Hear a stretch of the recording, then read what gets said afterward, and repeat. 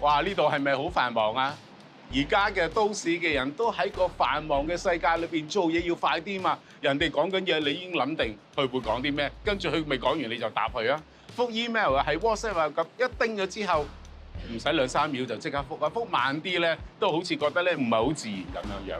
所以喺呢個繁忙嘅時候，更加要靈修啊。點解咁樣樣咧？因為人生唔係個短跑嚟嘅，好多時候咧，我哋睇人咧都係要跑啊，跑得快啲，但係跑短跑好快完㗎啦。多幾廿年你自己就身體出現問題啦。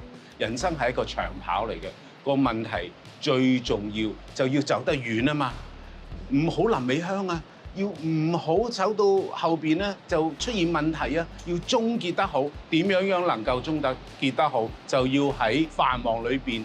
即係好多壓力裏邊，仍然能夠靈修，所以喺繁忙裏邊嘅靈修有2大嘅好處。第一大嘅好處就係能夠 take 個 break 啦，停一停落嚟啦。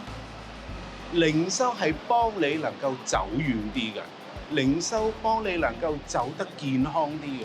越忙嘅人就越需要靈修，越忙嘅人就越需要安靜落嚟。好叫你能夠知道前面個方向，睇得準啲，走得遠啲。而第二方面就係心裏邊做一個 reset button， 即係重設嘅 button。好似啲電腦咁用得多，輕咗機嘛，輕咗機點啊？冇理由繼續打都打唔到㗎啦，就要熄咗個機再嚟過。所以繁忙嘅靈修就係撳呢個 reset button， 每一天都 reset 你個心靈。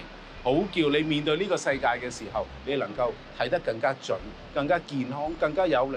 等於你要瞓覺，你唔瞓覺點捱得啊？係咪？你唔食嘢，你點有氣力啊？7日都有1日嘅休息啊！繁忙嘅靈修係咁樣樣。詳細點樣能夠操練自己喺最繁忙裏邊都能夠心靈安靜咧？我慢慢喺其他嘅即係片集裏邊咧，會同大家再分享。不過我今日想同大家分享就係，起碼你開始知道呢件事，同埋喺你個內心裏邊建立一個心靈嘅空間。而呢個心靈空間係有耶穌喺度。我哋英文叫做 space for God。你有空間俾神，請耶穌入嚟嘅時候，你就知道，當你好忙嘅時候，如果耶穌喺度，你個心就定落嚟啦。繁忙裏邊嘅靈修就係當喺好忙嘅時候，你心裏邊都有耶穌，耶穌喺度同你過每一日。繁忙靈修，請大家繼續留意，希望我哋每一個喺都市嘅弟兄姊妹都能夠，雖然好忙、好搶、好大壓力，但係仍然內心又平靜安穩。呢一個就係繁忙嘅靈修啦。